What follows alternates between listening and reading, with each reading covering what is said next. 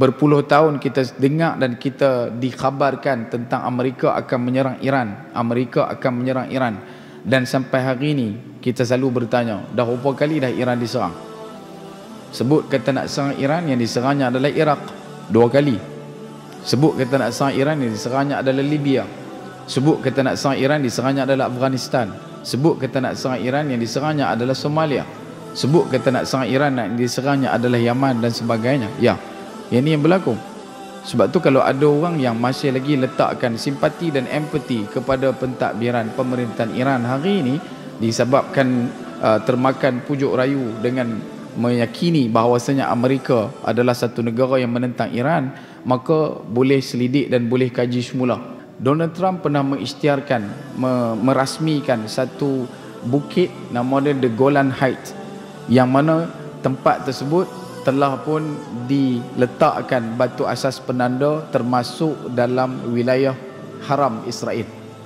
Sedangkan tempat itu adalah tempat yang bukan kena-mengena dengan Israel pun, kawasan dekat bukit Sinai tu. Kemudian lepas daripada tu barulah ada, bila mana orang-orang Arab, terutamanya orang-orang anak-anak raja-raja Arab yang kaya-kaya, mereka dah mula masuk ke dalam ekonomi antarabangsa, masuk jadi pemilik kelab bola sepak. Bahkan tak jadi satu pelik pun bila mana ada satu orang nama dia Sheikh Hamad, HBK, Sheikh Hamad bin Qadir, kalau tak silap saya, dia telah pun membeli satu kelab bola sepak yang berpusat di Israel. Tak ada masalah pun. Dan benda tu yang kita lagi risau. Bukan kata risau, lagi pening. Sebab yang duk buat baik sekarang ni adalah orang-orang Arab juga. Sedangkan mereka terlibat dalam Yom Kippur War. Mereka terlibat dalam perang Jordan. Mereka terlibat dalam isu berkenaan dengan Syarba Syatila. Tetapi sampai hari ini, luka-luka yang dialami oleh orang Islam, syahid-syahid para syuhada yang kita telah pun hadap selama ini, semuanya telah pun dibiarkan begitu sahaja demi untuk memenuhkan temolok dan juga mengenyangkan perut-perut mereka. Golongan Yahudi dan Nasara takkan pernah redha dengan orang Islam selagi mana kita tak mengikut cara hidup dan juga cara keadaan mereka bila mana mereka melakukan keagamaan. Sebab tu bila ada orang Islam yang nak sambut perayaan ini, nak mengucapkan dan sebagainya atas nama menghormati agama orang lain, ya, bila satu orang dah menyatakan menghormati agama orang, dalam waktu yang sama dia telah tidak menghormati agama Islam. Satu. Yang kedua, kerana Islam itu berdiri pada titik al-Islamu ya'lu wa la yu'la alaih. Islam itu tinggi dan tidak ada yang lebih tinggi darinya, dan lebih dahsyat lagi tidak ada yang sekufu dengan Islam. Kerana Allah Subhanahu Wa Taala menegaskan inna dina 'indallahil Islam. Dan bila mana ada orang yang Islam, namanya Islam, mukanya Islam, tapi nak pulun, nak gelut, nak sambut benda-benda lagu ni dengan keadaan dia mengatakan ia adalah satu penghormatan kepada agama lain, pada waktu itu dia kena belajar untuk menghormati agama dia sendiri. Jangan jadi seperti mana yang disebutkan dalam perumpamaan Melayu kita, kera di hutan disusukan, anak di rumah mati kelaparan. Agama lain pulun nak hormat, agama sendiri tak hormat. Yang ni yang kita nak kena selalu fahamkan dalam kehidupan kita.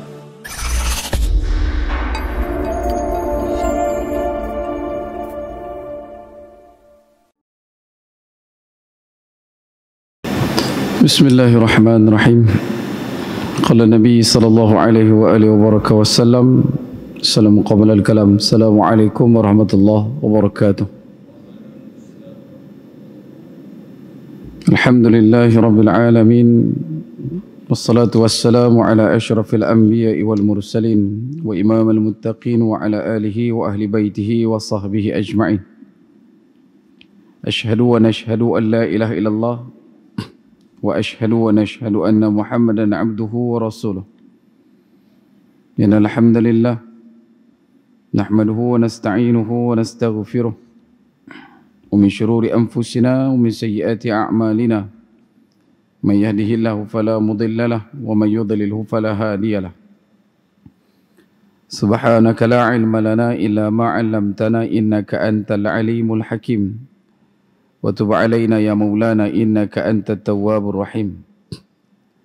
Qala rabbi shrah li sadri wa yassir li amri wa hlul 'uqdatam min lisani yafqahu qawli. رب اجعلني مقيم الصلاة ومن ذريتي ربنا وتقبل دعاء. Amma ba'.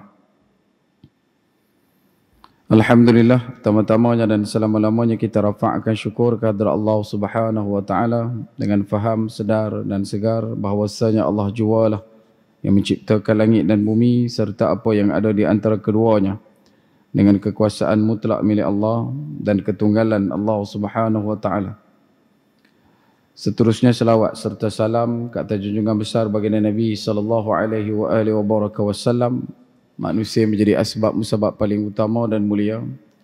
Saya kita diberikan kebaikan, diimpunkan dalam ketaatan, diberikan pinjaman Islam dan iman sampai ke malam ini. Justru perbanyakkan oleh kita untuk berselawat ke atas baginda Nabi sallallahu alaihi wasallam. Manusia menjadi asbab musabab ini. Moga-moga dengan kita memperbanyakkan selawat akan menundukkan kita bersama baginda Nabi sallallahu alaihi wasallam di akhirat kelak insya-Allah. Allahumma salli ala sayyidina Muhammad wa ala ali sayyidina Muhammad kama sallaita ala sayyidina Ibrahim wa ala ali sayyidina Ibrahim wa barik ala sayyidina Muhammad wa ala ali sayyidina Muhammad kama barakta ala sayyidina Ibrahim wa ala ali sayyidina Ibrahim fil alamin innaka Hamidun Majid. Baik. Tuan-tuan dan hadirin muslimin mukminin rahimakumullah sekalian. InsyaAllah pada malam ini kita sambung perkongsian kita daripada kitab Umuril Ummatil Islam wa Zuhuril Imam Mahdi pada muka surat yang ke-71. Selepas daripada bicara berkenaan dengan 4 hadis yang dimuatkan pada fasal ketiga berkaitan dengan waktu kemunculan Imam Al-Mahdi. Di muka surat 71 kita dapat lihat penulis membawakan kepada kita beberapa perkara yang berkaitan dengan 4 hadis yang telah pun kita kongsikan dengan tuan-tuan. Iaitu yang pertama, perang Armageddon ataupun dalam bahasa hadis yang kita sebutkan adalah Malhamah Al-Kubra. Bahawa pihak-pihak yang akan terlibat dalam peperangan sekutu dunia tersebut ialah kaum muslimin dan kaum Rom. Mereka berada dalam satu puak, kemudian pihak kita dan kaum Rom akan menghadapi satu puak dari pihak-pihak yang bersekutu. Sebagaimana yang telah pun kita sebutkan pada pertemuan yang lalu, iaitu puak komunis atau puak Syiah atau kedua-dua puak tersebut. Sesuai dengan teks hadis, kaum Rom akan berdamai dengan kamu dengan aman. Maka kamu dengan mereka akan memerangi satu musuh dari belakang mereka.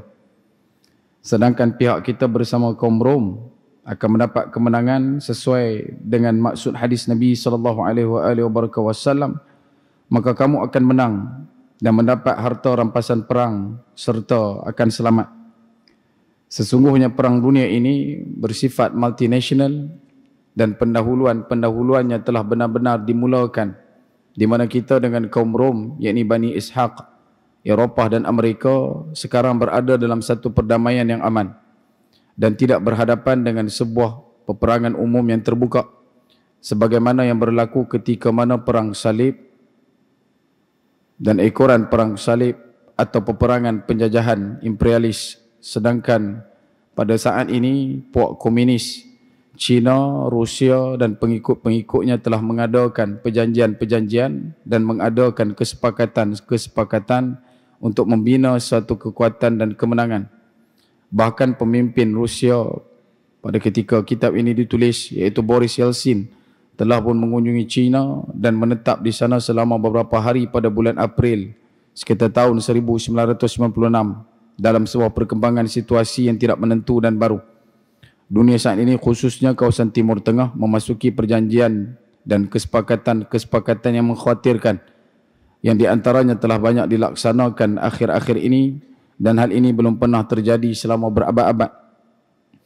Dengan terpilihnya seorang ekstremis yang masih lagi memegang tampuk pemerintahan di negara haram Israel, iaitu Benjamin Netanyahu.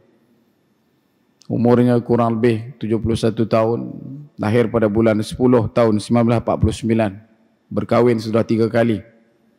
Kali pertama berkahwin sekitar tahun 70-an, kemudian perkahwinan kali kedua bertahan 4 tahun, 81 sampai 84. Kemudian berkahwin pula dengan isterinya masih ada sekarang daripada tahun 91 sampai sekarang. 3 perkahwinan, dapat 3 orang anak. Dan dia masih lagi duduk mengetuai parti Likud yang kita biasa dengar bila mana tengok berita dunia. Dan disebutkan juga oleh penulis bahawasanya Benjamin Netanyahu ini telah dipilih oleh orang-orang Yahudi untuk memimpin mereka. Sebelum ini telah menyebabkan kebangkitan kaum muslimin Arab dari tidur mereka dan menyedarkan kelalaian mereka serta usaha mereka untuk rekonsiliasi dan membina persatuan. Tidak syak lagi ia merupakan satu penanda aras di antara sekian penanda aras tentang dekatnya waktu peperangan tersebut. Semua ini menekankan bahawa suara pertentangan sudah meninggi dan ketegangan terus meningkat. Masih banyak lagi perkembangan baru yang mengejutkan dan belum pernah terjadi seperti penentangan keras antara China dan Amerika. Semakin kuatnya ketegangan antara Rusia dan Amerika Syarikat yang disebabkan oleh kerana Amerika menemui markas raksasa yang dirahsiakan yang dibangunkan oleh Rusia dan diyakini bahawa ia akan menjadi pusat kawalan nuklear.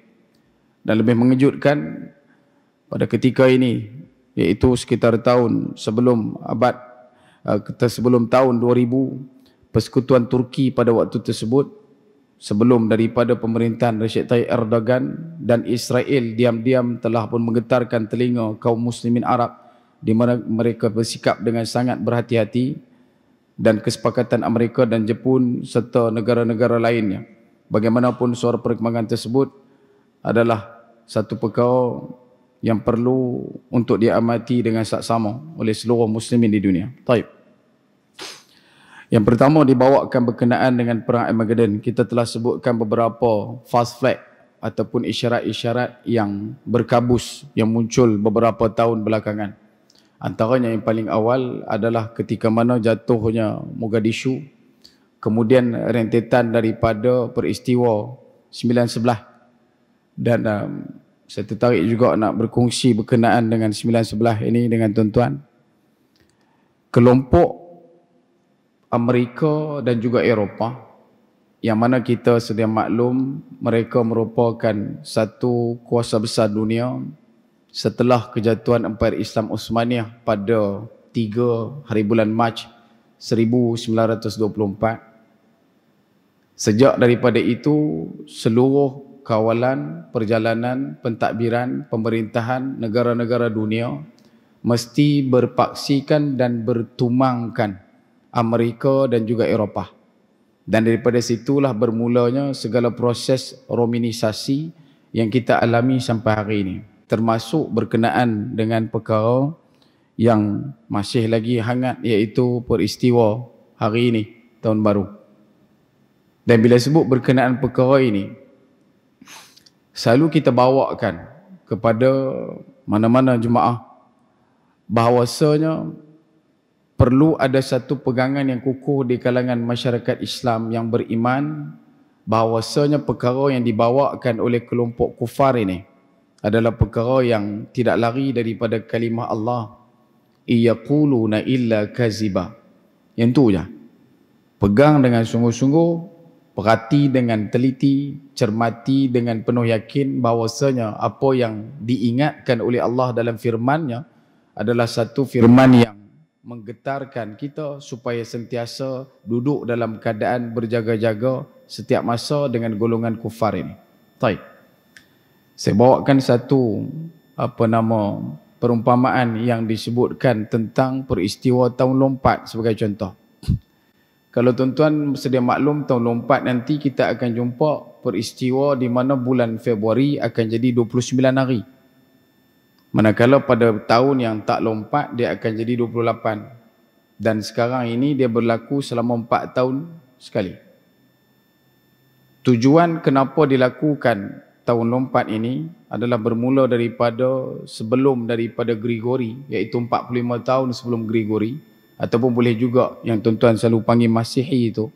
Dalam bahasa Inggeris dia tulis before Christ, 45 tahun sebelum Christ, Jesus Christ. Dah ada dah perkiraan untuk mencukupkan bilangan 29 Februari itu bagi menggantikan dalam masa 4 tahun. Kenapa? Kalau tak letak 29 hari bulan Februari pada tahun keempat, maka tarikh tanggal 25 Disember untuk menyambut satu perayaan kerakyatan menyembah Dewa Saturnalia, anak Dewa Horus, takkan dapat dibuat pada satu tarikh yang berada di kemuncak musim sejuk yang dipanggil juga winter solstice. Disebabkan perjalanan tahun yang diperkenalkan oleh Julian ini kemudian digarap semula oleh Gregorian ataupun Paus Gregorius, dia telah melalui satu perkiraan yang tak cukup hari dia, yang mana setiap tahun dia akan berkurang selama 6 jam. Bila dia kira dengan kiraan hari yang kita duk sedia maklum, dengan kiraan 28 Februari, maka setiap hari itu dia kira cukup 365, tetapi dia telah mengambil 6 jam. Okey, 6 jam tak cukup untuk setahun. Jadi bila masuk 2 tahun, dia akan jadi 12 jam. Masuk 3 tahun, dia akan tarik lagi, dia akan jadi 18 jam. Maka nak bagi cukup balik, dia kena letak tahun keempat 29, supaya yang 18 jam tu tadi boleh dikira satu hari masuk pada tarikh tu untuk cukupkan perkiraan 25 Disember jatuh pada titik winter solstice ataupun kemuncak musim sejuk. Itu satu. Yang kedua, bila kita sebut berkenaan dengan perkara ini, apa yang perlu kita amati? Tuan-tuan boleh cari, mungkin kalau tuan-tuan biasa dengan artikel ataupun jurnal, tuan-tuan boleh dapatkan satu peristiwa yang agak membebalkan ataupun agak taklah pening bagi kita, tak ada masalah. Cumanya di kelompok mereka jadi satu benda yang hiruk pikuk. Kerana pernah berlaku 11 hari hilang dalam bulan September pada tahun 1752. Dia bermula dengan 1 hari bulan September, kemudian 2 hari bulan September, hilang 3 hari bulan sampai 13 hari bulan. Dalam kalender mereka cuma ada 1, 2, 14, 15 sampai 30 September. Dan kehilangan hari itu juga dikaitkan dengan isu dan juga peristiwa nak mencukupkan 25 Disember itu jatuh pada tarikh titik winter solstice. Kenapa benda ni penting? Sebab ia adalah satu usaha untuk mengekalkan pemujaan ataupun penyembahan berhala dalam agama pagan yang kita sebutkan hari itu, ajaran agama Bakhnalia, yang telah diserap masuk dalam kerajaan pemerintahan Kristian, sehingga menyebabkan sampai hari ini satu dunia yang mana telah pun bertumangkan, berpaksikan Eropah dan Amerika sejak daripada 1924 selepas jatuhnya Uthmaniyah, sampai hari ini kita pun turut sama diheret untuk melakukan perkara itu. Dan tuan-tuan sedia maklum, bila sebut kata sambutan hari Natal ataupun Christmas, dia ada satu ucapan dan juga satu nyanyian yang mana dia akan sebut Christmas tersebut dan disambung dengan perkataan and happy New Year. Dan benda ni bukan benda yang mangkak biasa-biasa, tetapi benda ni kalau tuan-tuan nak tengok lagi dalam kelompok Amerika, Eropah ini, mereka cukup sangat membina satu benda yang disebutkan sebagai konspirasi. Paling tidak tuan-tuan boleh cari isu berkenaan dengan kematian Presiden pertama Amerika, Abraham Lincoln, bila mana dia dibunuh, dan kemudian dia akan comparekan dengan John F. Kennedy punya pembunuhan. Tuan-tuan akan jumpa dia punya perkiraan dia tu. Malaysia juga termasuk bila mana diperkenalkan isu berkenaan dengan teori Rahman. Tuan-tuan pernah dengar? Teori Rahman. Dan ini semua disebutkan dengan panggilan konspirasi, dan dalam bahasa lain kita akan sebutkan juga dengan kebetulan. Orang iman, dia tidak ada satu pun tanggapan yakin kepada kebetulan. Tak ada. Kalau dia faham konsep iman, dia akan tahu al-qadri khairi wa syarri min Allah. Benda baik buruk semua datang dari Allah. Tidak ada kebetulan. Berbetulan ya, mungkin boleh guna. Kebetulan tak wujud, tuan-tuan. Kebetulan tak wujud. Tapi benda ni lah yang dimasukkan, yang diperapkan, yang diracunkan dalam masyarakat umat sampai hari ini. Sebab tu tak jadi satu kepelikan bila mana tahun baru semua pakai kelang kabut nak ucap. Dan dia nak ucap dan sebagainya. Bukan kata terpulang. Kalau kata tuan-tuan rasa boleh ucap, lepas cekak, wala tafadhal mashkura. Tetapi ketahuilah kita bahawasanya salah satu cara daripada pemujaan dalam bulan 1 ini, iaitu menyembah Dewa Janus, selalu mereka akan tanya apa? Salah satu cara dia punya ritual agama dia akan selalu tanya azam. Cita-cita kita. Apa kita nak buat tahun depan? Sebab ia adalah satu manifestasi ataupun dia adalah satu perumpamaan Dewa Janus itu sendiri. Sebab kalau tuan-tuan masih ingat, Dewa Janus ni dia bermuka dua. Satu wajah dia pandang ke depan, satu wajah dia pandang ke belakang. Pandang ke belakang tu melihat segala history, melihat segala sejarah, melihat kerangan silam. Pandang depan, ia menceritakan tentang masa depan yang lebih gemilang mungkin, ataupun perkara yang dia nak buat esok, ataupun benda yang dia nak capai nanti. Dan salah satu cara nak bagi faham konsep itu dengan cara mudah adalah dengan mereka akan senantiasa meratib benda ni. Mereka akan senantiasa berwirid benda ni. Apa benda wirid itu? Bila masuk saja tanggal 31, 1 Januari ataupun sepanjang bulan Janus ini, mereka akan bertanya, apa azam kamu? Tuan-tuan pernah dengar benda tu? Selalu orang akan tanya. Sedangkan ia daripada segi akidah adalah salah satu daripada ritual. Dan ini kita dapati daripada kajian berkenaan dengan ajaran agama pagan yang dianuti oleh segenap besar kelompok Kristian yang ada pada hari ini yang memegang tampuk pemerintahan dunia. Dan sebab itu kalau kita tahu ni, alhamdulillah, Allah Ta'ala bagi dekat kita tidak ada sambutan ambang tahun baru. Syukur banyak-banyak. Cumanya apa yang kita minta tu tadi, kita kena syukuri. Banyak tahun dah kita minta, tuan-tuan. Banyak tahun dah kita minta. Cuma kadang-kadang kejayaan yang kita sebutkan sebagai ijabah doa ni, dia datang dalam satu sampul yang susah kita nak terima. Sampul dia main itu sampul dengan ada gambar COVID dekat depan. Tapi isi dalam dia isi yang baik-baik. Kita minta moga-moga tidak ada sambutan ambang tahun baru, dan alhamdulillah tahun ni tidak ada. Tak ada. Patut kita kena rasa bersyukur sebab doa kita telah pun Allah Ta'ala terima, Allah Ta'ala dah makbulkan. Dalam masa yang sama Allah Ta'ala memberikan cabaran dan juga ujian-ujian getir supaya kita senantiasa kekal duduk, tunduk, patuh, gerun pada Allah Subhanahu Wa Ta'ala, sebab ke depan nanti akan main lagi. Baru saja duk kelang kabut dengan COVID-19 dan sebagainya, baru kita nak duk relax cerita pasal daging kuda. Dia main dah. Daging kuda. Kan? Cerita pasal kangaroo dan sebagainya. Dan satu sisi watak-watak ini, watak-watak ujian Allah ni, ulama akhir zaman menyatakan, adakah kamu tak perasan wahai umat Islam, di saat Allah Subhanahu Wa Ta'ala menjadikan alam ini menghimpit kamu supaya kamu cari jalan redha Allah. Masa kamu senang-senang untuk buat benda ni, kamu tak buat. Tetapi bila mana main dalam satu suasana pandemik ini, maka Allah Ta'ala buat alam ini untuk tekan kita ikut jalan Allah Subhanahu Wa Ta'ala. Orang perempuan nak suruh tutup muka dah tak ada masalah lah. Automatik. Pasal dia tahu kalau mas 916 1 gram baru duk berapa ratus. Hak ni mas ni kalau tak pakai 1000 bang. Mahal. Lagi mahal daripada mas 916. Sebab tu kita kena kental, kena sabar, kena senantiasa duduk dalam keadaan menambahkan tunduk gerun pada Allah.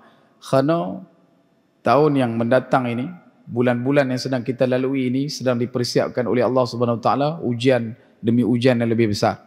Sebab tu selalu kita tanyakan, kalau ujian pandemik yang sedemikian ini tidak menambahkan tunduk gerun taat kita kepada Allah, tuan-tuan tanya dekat diri tuan-tuan, saya tanya dekat diri saya, kita nak ujian yang macam mana lagi? Nak membuatkan kita lebih takut, lebih khusyah, lebih duduk dalam keadaan tunduk kepada Allah Subhanahu Wa Ta'ala. Baik. Sebab tu bila kita sebutkan berkenaan Armageddon ini, sampai ke satu tahap pada sekitar tahun kurang lebih 98 kalau tak silap saya, Amerika terutamanya dalam kelompok yang bekerja dan berkhidmat di bawah Hollywood. Hollywood ni maksud dia tongkat sakti, tongkat suci. Kenapa disebutkan tongkat suci? Sebab dia nak bawa satu gambaran kebenaran itu adalah batil, batil itu adalah kebenaran. Maka pada tahun itu telah pun diriliskan, dipublish dan diriliskan satu filem berkenaan dengan yang tajuk dia memang tajuk Armageddon, yang mana dia bagi dekat kita satu gambaran, inilah Armageddon, iaitu satu hentaman meteor terbesar yang akan menghentam bumi dan menyebabkan huru-hara berlaku. Dan ada dekat situ hero dia. Dan bab hero ni bukan benda baru, lama lah. Daripada paling tidak pun sekitar tahun 1928 dah ada hero-hero yang dibangkitkan oleh mereka. Dan kenapa mereka suka sangat hero-hero ni? Sebab mereka adalah orang yang terikat kuat kepada kitab yang mereka pegang, yang telah pun dialter, yang berkaitan dengan The Messiah ataupun Sang Penyelamat, The Savior. Dan dalam ramai-ramai buat baik pun kena juga letak satu hero yang paling besar. Yang tu nak main hero-hero kat kita tu. Hak pakai spender kat luar, hak pakai tutup muka, kan? Hak jenis duduk dalam gua semang dengan kelawak, ni pokok-pokok ni. Dan kita tak ada masalah nak terima benda tu.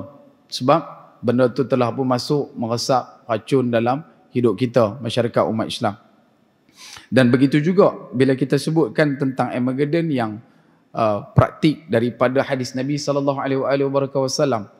Nabi beritahu, nak dekat dengan waktu ini, orang Islam akan duduk dalam keadaan boleh bekerjasama dengan kelompok kufar, yang mana disebutkan terus mereka adalah Salibi, golongan-golongan tentera salib, golongan Kristian. Dan jangan kita mudah terpedaya, bukan Kristian yang kita duk biasa jumpa ini, tetapi ada satu jenis Kristian yang mana berpegang kuat dengan kitab. Tak semua yang ada pada hari ini adalah Kristian yang berpegang dengan kitab. Kebanyakannya mereka telah mengubah sesuai untuk kesesuaian dan juga kesenangan mereka. Namun begitu, sejak daripada tahun 2006 kita dapati ada beberapa kemunculan yang sudah pun diwujudkan di beberapa buah negara Eropah yang mula kembali untuk mencari dan juga mengkaji kitab-kitab terawal yang mana boleh dinisbahkan sebagai kitab Injil.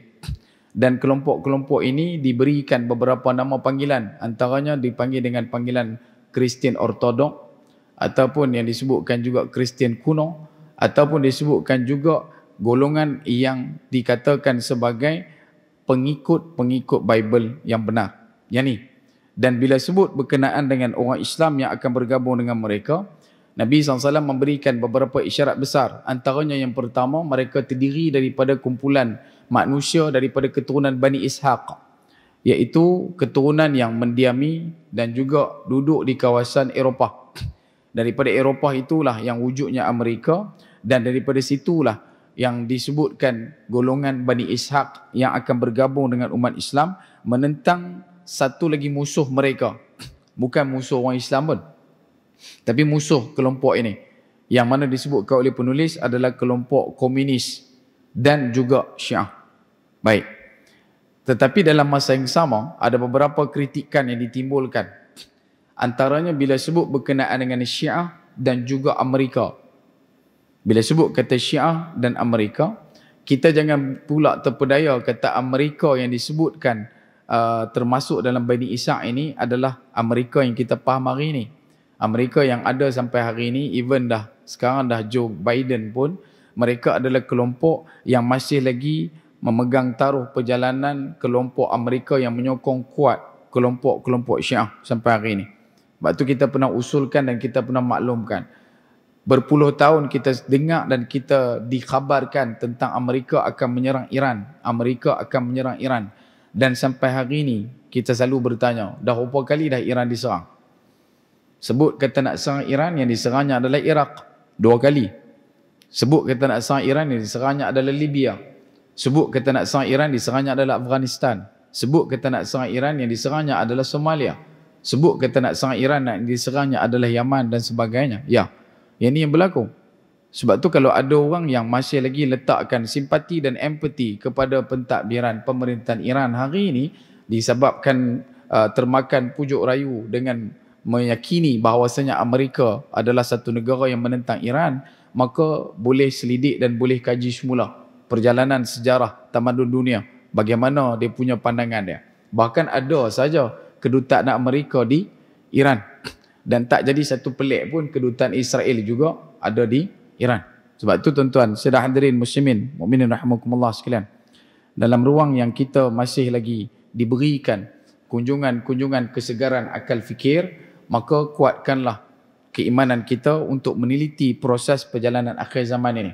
Sebab itu, yang pertama kita bawakan tadi, perang Armageddon adalah sebenar-benar perang dan dia bukanlah berkaitan dengan hantaman meteor. Tak ada kena-mengena dengan meteor itu Armageddon, tidak. Yang kedua, Armageddon yang disebutkan daripada kalam Nabi SAW adalah Armageddon yang tak merisaukan umat. Kerana apa? Dalam peperangan tersebut, kita akan mendapat kemenangan. Yang ketiga, golongan yang paling merisaukan datangnya, wujudnya, munculnya Armageddon adalah kelompok Yahudi dan juga kelompok-kelompok yang berkiblatkan Yahudi. Dan ini yang kita nak kena selalu fahamkan dalam diri kita bila kita nak cuba untuk memahami apa yang disebutkan tentang Malhamah Al-Kubra ataupun Armageddon itu. Dan yang disebutkan terakhir pada tajuk yang pertama ini, bila mana masih banyak lagi perkembangan yang wujud. Antara benda yang kita masih lagi sangsi sampai hari ini adalah bila mana UAE, Qatar ada di situ, Abu Dhabi ada di situ, telah pun bersetuju untuk bersepakat dengan Israel. Dan Israel sendiri pun telah pun dibuka ruang untuk masuk ke dalam negara-negara Arab selain daripada Saudi, sedikit ke kawasan utara, untuk turut sama terlibat dalam beberapa resolusi-resolusi yang berkaitan dengan ekonomi, sosial dan pendidikan. Dan lebih dahsyat lagi, dia bermula dalam beberapa tahun belakangan. Selepas daripada isu, kalau tuan-tuan masih ingat kita pernah beritahu, Donald Trump pernah mengisytiharkan, merasmikan satu bukit nama dia The Golan Heights, yang mana tempat tersebut telah pun diletakkan batu asas penanda termasuk dalam wilayah haram Israel. Sedangkan tempat itu adalah tempat yang bukan kena-mengena dengan Israel pun. Kawasan dekat Bukit Sinai tu. Kemudian lepas daripada tu, barulah ada bila mana orang-orang Arab, terutamanya orang-orang anak-anak raja-raja Arab yang kaya-kaya, mereka dah mula masuk ke dalam ekonomi antarabangsa, masuk jadi pemilik kelab bola sepak, bahkan tak jadi satu pelik pun bila mana ada satu orang nama dia Syekh Hamad, HBK, Syekh Hamad bin Qadir, kalau tak silap saya, dia telah pun membeli satu kelab bola sepak yang berpusat di Israel. Tak ada masalah pun. Dan benda tu yang kita lagi risau, bukan kata risau, lagi pening. Sebab yang duk buat baik sekarang ni adalah orang-orang Arab juga.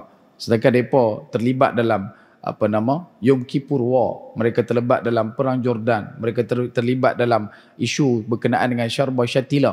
Tetapi sampai hari ini, luka-luka yang dialami oleh orang Islam, syahid-syahid para syuhada yang kita telah pun hadap selama ini, semuanya telah pun dibiarkan begitu sahaja demi untuk memenuhkan temolok dan juga mengenyangkan perut-perut mereka.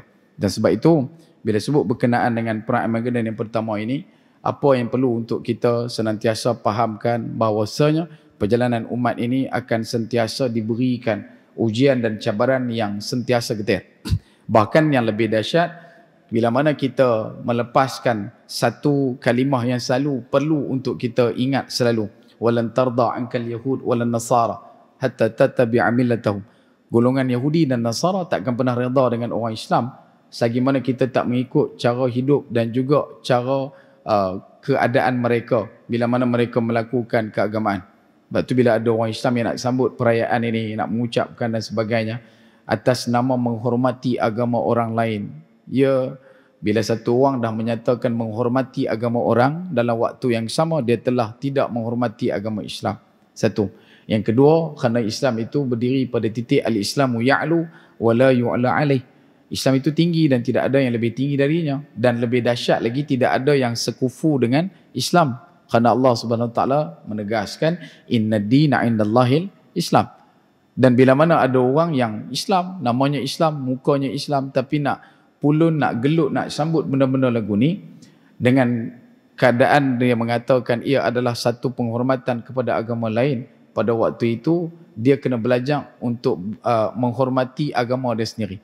Jangan jadi seperti mana yang disebutkan dalam perumpamaan Melayu kita, kera di hutan disusukan, anak di rumah mati kelaparan.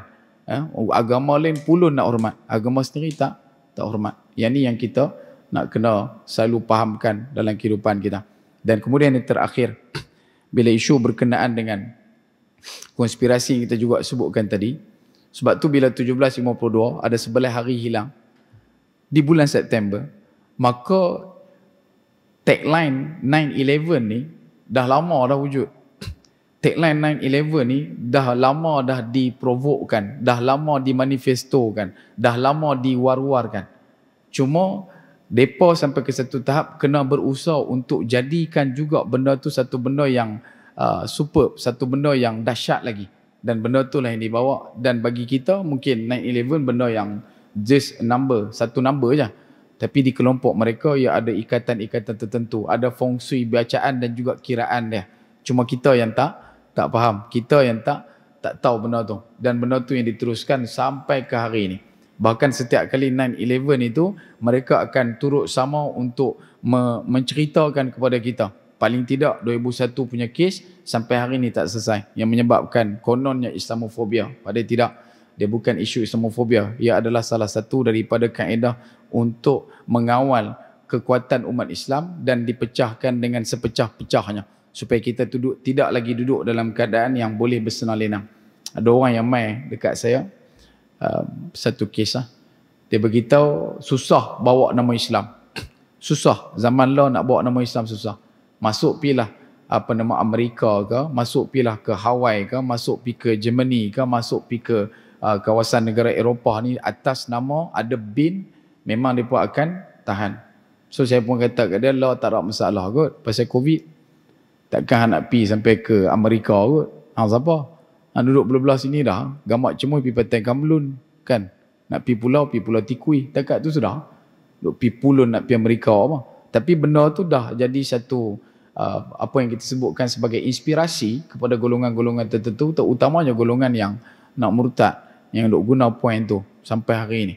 Dan kita tak jadi satu benda yang terkejut dan mengejutkan kita, kerana benda ini adalah satu benda yang telah pun disebutkan. Antara yang kita boleh kutip adalah pandangan daripada Imam Suyuti berkenaan dengan sambutan Christmas sampai Tahun Baru. Dilarang untuk buat perkara-perkara yang disebutkan membakar api, membeli lilin, menyediakan makanan bermula daripada malam 24 hari bulan tu sampai 1 Januari. Tak dibenarkan. Disebutkan dalam kitab Al-Ibtida' Imam Suyuti. Yang ni bila disebut tahun 1505 Grigori. Bersamaan dengan 911 Hijriah. Lama lah. Tapi pasal kita ni tak ambil tahu, maka itu yang jadi kesesatan bagi kita. Jadi insya-Allah saya mohon tuan-tuan, nanti selepas pada salat Isyak kita ada salat jenazah, turut sama kita mendoakan kebaikan kepada seluruh muslimin dan muslimat. Dan dalam masa yang sama juga, akhir kalam dari saya, kecil-kecil ikan pasti ada isinya, sebesar-besar ikan pasti ada tulang. Aku qauli hadza wastaghfirullahal azim li wa lakum wa lisairil muslimin wal muslimat wal mu'minina wal mu'minat fastaghfiruh fa ya fawzal mustaghfirin. Assalamualaikum warahmatullahi wabarakatuh.